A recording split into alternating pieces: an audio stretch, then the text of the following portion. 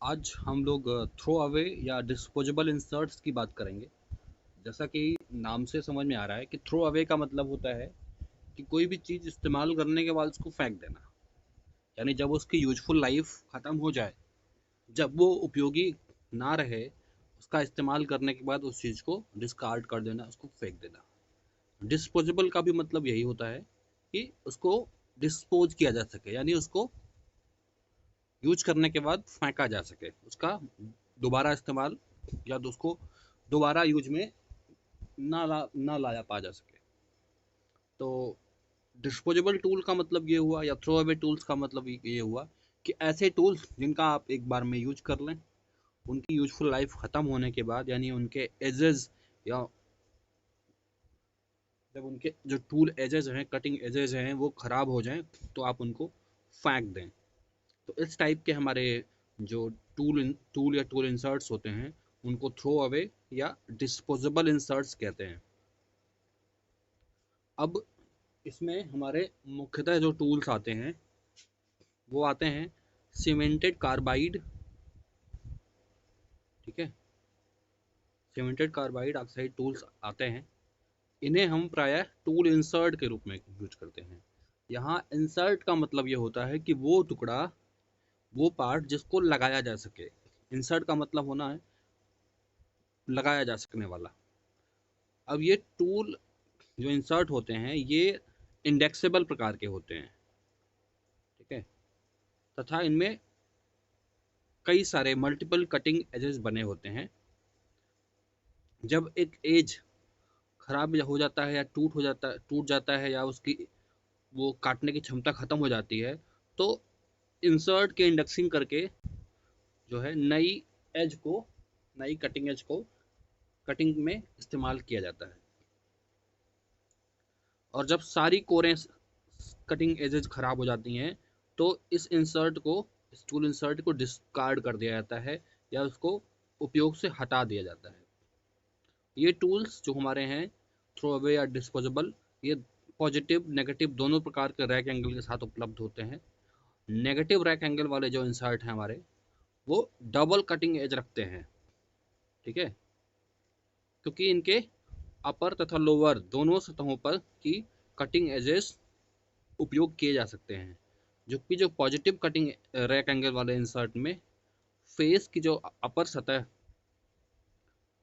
की cutting edge का ही प्रयोग होता है।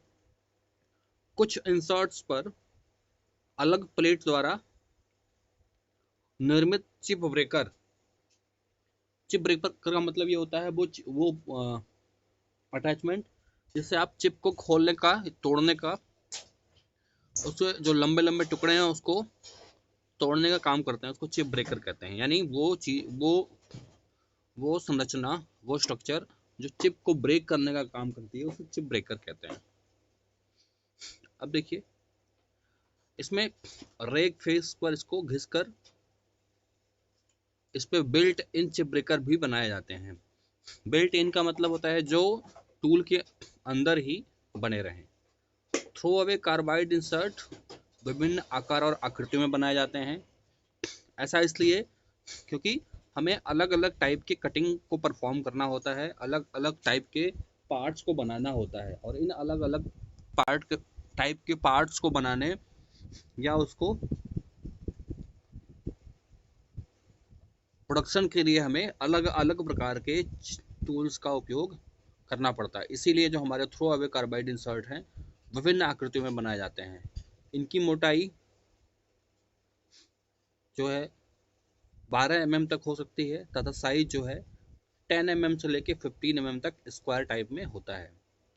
ये टूल होल्डर, इन्हें सुरक्षित रूप से लगाने के लिए होल्स आदि की उचित व्यवस्था रखी जाती है, ताकि एक साथ ढेर सारे हमारे टूल इंसर्ट लगाए जा सकें, और इंडेक्सिंग के जरिए उनको जब ज़रूरत हो, एक टूल के यूज होने के बाद दूसरे टूल को, या एक टूल के एज ख़त्म होने के बाद दूसरे टूल के एज को रिकॉल या यूज किया जा सके। जो हमारे थ्रो अवे टिप्स हैं ये काफ़ी सस्ते होते हैं, तथा इन्हें फेंकने से पूर्व इनकी अनेक कटिंग एजेस का प्रयोग किया जाता है, ठीक है। थ्रो अवे टिप्स इतने सस्ते होने का कारण ये है कि इनकी साइज़ बहुत छोटी होती है, ये पूरे बड़े टूल की जगह ना होकर छोटे से साइज में इनकी टिप को हम केवल इस्तेमाल करते हैं, और एक साथ कई सारे एजेस का उपयोग करने की वजह से, एक साथ कई सारे टूल टिप्स का उपयोग करने की वजह से इनको हम जब पूरी तरीके से इनका इस्तेमाल कर लेते हैं अनेक कटिंग एजेस का, तो इन्हें हम फेंक देते हैं। इसीलिए ये बहुत ही इकोनॉमिकल होते हैं। और जो कार्बाइड टिप्स की कुछ मूलभूत आवश्यकताएं निम्न प्रकार हैं कि ये कार्बाइड टूल के अंदर ये क्वालिटीज़ होनी चाहिए। सबसे पहला जो है कि वो टूल होल्डर में एक पॉकेट जिसमें इंसर्ट को भली भांति फिट किया जा सके, तथा जिसकी साइड जो है, साइड और जो आपका एंड है वो रेडियल फोर्सेस को या फोर्सेस को सह सके। यानी सबसे जो पहली रिक्वायरमेंट हमारी है वो इस तरीके से है कि जो हमारा टूल इंसर्ट है वो कुछ इस टाइप से हो, टूल इंसर्ट हमारा कुछ इस टाइप से रहे कि उसमें हम टूल को आसानी से फिट कर सकें, तथा उसकी साइड और एंड इस तरीके से रहें कि उसको हम भली भांति क्या कर सकें, उस पर लगने वाले फोर्सेस को हम वो बियर कर सके। सेकंड क्या है, इंसर्ट की तली के लिए एक मजबूत सीट होनी चाहिए जो टेंजेंशियल फोर्सेस को बियर कर सके, सहन कर सके, तथा बेंडिंग फोर्सेस के प्रभाव में टूल के टॉप को मुड़ने ना दे। ठीक है। और तीसरा है टिप को मजबूती से पकड़ने के लिए क्लैंप जो कि पॉकेट की तली को पॉकेट की तली पर बनाए रखे और बाहर निकलने न दे। तो हमारी ये तीन जो हैं ये बहुत ज़रूरी आवश्यकताएं हैं। सबसे पहला है कि टूल होल्डर जिसमें एक पॉकेट हो जिसमें इंसर्ट को भली भांति फिट किया जा सके, तथा इसकी साइड तथा एंड पर लगने वाले बलों को ये सहन कर ले। दूसरा, इंसर्ट की तली के लिए एक मजबूत सीट उपलब्ध हो जो कि टेंजेंशियल फोर्सेस को सहन कर सके तथा नमन बलों के प्रभाव में टॉप को या टूल के ऊपरी हिस्से को मोड़ने ना दे। तीसरा, टिप को मजबूती से पकड़ने के लिए एक क्लैंप जो इसे पॉकेट के तली पर बनाए रखे और बाहर निकलने दे। American national standard institute ANSI ने इंडेक्सिबल इंसर्ट का टेल जो 10 अल्फा न्यूमेरिक कैरेक्टर का प्रयोग करते हुए एक पहचान सिस्टम बनाया है। इसका विवरण निम्नलिखित है।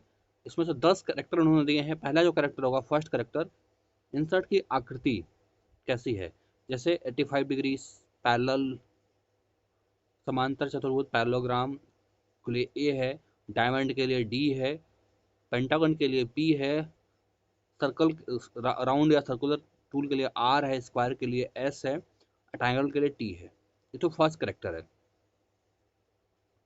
सेकेंड करेक्टर क्या रहेगा, रिलीफ एंगल का। 0 डिग्री को एन से, 3 डिग्री को ए से, 5 डिग्री को बी से, 7 डिग्री को सी से, 11 डिग्री को पी से। थर्ड करेक्टर जो है वो टूल की साइज तथा उसकी मोटाई पर टॉलरेंस है। साइज तथा मोटाई पर टॉलरेंस प्लस माइनस 0.25 के लिए तक ए है, प्लस 0.25 mm पर तथा मोटाई 0.125 mm पर बी आदि ऐसे दिया गया है। जो फोर्थ करेक्टर हमारा रहता है वो इंसर्ट के प्रकार की बात करता है कि किस प्रकार का हमारा इंसर्ट है। ए है होल तथा काउंटर सिंक के लिए ए के लिए, होल के लिए ए, ठीक है। बी जो है वो काउंटर सिंक और होल के लिए है।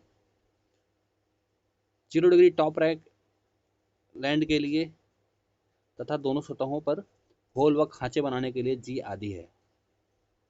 जो फिफ्थ करेक्टर हमारा है वो है इंसर्ट का आकार। इंसर्ट किस आकार का है, यह इंस्क्राइब्ड सर्कल के व्यास अथवा लंबाई और चौड़ाई को बताता है। सिक्स करेक्टर इंसर्ट की मोटाई को बताएगा। सेवेंथ करेक्टर जो हमारा है वो कटिंग पॉइंट का विन्यास, यानी किस टाइप से उसको बनाया जा रहा है, नोज रेडियस कैसी है आदि के लिए उपयोग किया जाता है। एट्थ करेक्टर जो हमारा है वो एज के समांतर बीमाएँ, ठीक है। नाइन्थ करेक्टर हमारा है सतह या एज का जो ट्रीटमेंट किया गया है। हॉर्निंग 0.025 से लेकर 0.75 तक है तो उसको ए। 10th करेक्टर जो हमारा है राइट हैंडेड या लेफ्ट हैंडेड टूल के लिए है। तो ये हमारे इंडेक्सेबल टूल या थ्रो अवे टूल्स का था।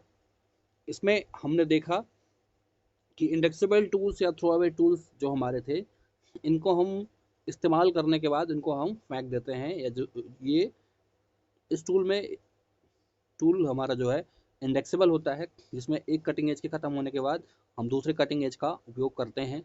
और ये जो हमारे टूल हैं, इनकी कुछ प्राइमरी जो नीड्स हैं, जो ये कुछ गुण इनके अंदर होने ही चाहिए, वो हमारे हैं सबसे पहले कि टूल होल्डर जिसमें एक पॉकेट लगा हो, इसमें इंसर्ट को भली भांति फिट किया जा सके, तथा इसकी साइड और एज इस तरीके से हो कि वो रेडियल फोर्सेस को आसानी से सह सकें या भली भांति सह सकें, और इनके लगने पर ये फेल ना करें, टूटे ना।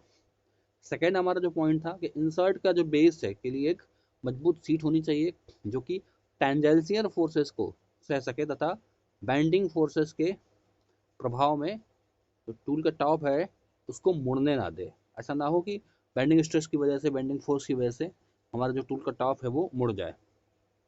तीसरा हमारा है जो टिप को मजबूती से पकड़ने के लिए एक क्लैंप होता है, लगा रहे, जो कि इस पॉकेट को उसकी तली पर बरकरार रखे तथा बाहर निकलने ना दे। तो ये 3 चीज़ें हमारी मूलभूत आवश्यकताएं थी। जो हमारे थ्रो अवे टिप्स हैं वो बहुत सस्ते होते हैं तथा इन्हें फेंकने से पूर्व इनकी जो अनेक कटिंग एजेस का प्रयोग कर लिया जाता है, तथा इसी के लिए इनके प्रयोग से मितव्ययिता प्राप्त होती है। कार्बाइड टिप की मूलभूत आवश्यकताएं हमने आपको ये 3 बता दी। अब अमेरिकन नेशनल स्टैंडर्ड इंस्टीट्यूट ने इंडेक्सेबल इंसर्ट का 10 अल्फा न्यूमेरिक करेक्टर का प्रयोग करते हुए एक पहचान प्रणाली बताई, जिसमें फर्स्ट करेक्टर इंसर्ट की आकृति को डिनोट करता है, सेकंड करेक्टर रिलीफ एंगल को बताएगा, जो हमारा थर्ड करेक्टर है ये टूल की साइज तथा इंसर्ट की साइज तथा मोटाई पर टॉलरेंस को बताता है, फोर्थ करेक्टर जो हमारा है इंसर्ट किस प्रकार का है, फिफ्थ करेक्टर इंसर्ट का आकार कैसा है, सिक्स्थ करेक्टर इंसर्ट की मोटाई क्या है, सेवन्थ करेक्टर जो कटिंग पॉइंट का जो कन्फिग्रेशन है, नोज रेडियस है, उसके बारे में जानकारी देता है, 8 करेक्टर एज के समांतर जो उसका करेक्टर है, एज जो है टूल एज, उसके बारे में इंफॉर्मेशन देता है, और 9th करेक्टर जो हमारा है वो एज पर सरफेस ट्रीटमेंट की बात करता है, 10th करेक्टर जो हमारा है वो राइट हैंडेड या लेफ्ट हैंडेड टूल का बारे में बताता है। ठीक है, तो हमारा ये थ्रो अवे टिप या टूल इंसर्ट की बात यहाँ पे हमारी ख़त्म होती है।